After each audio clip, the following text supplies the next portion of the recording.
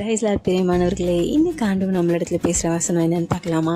கலாத்தியர் 5:14 வசனம், உன்னிடத்தில் அன்பு கூறுவது போல பிறனிடத்திலும் அன்பு கூறுவாயாக என்கிற இந்த ஒரே வார்த்தையினாலே நியாயப்பிரமாணம் முழுவதும் நிறைவேறும். என்னங்க இது, ஒரே வசனத்தில் நியாயப்பிரமாணம் முழுவதும் நிறைவேறும் தானே யோசிக்கிறீங்க?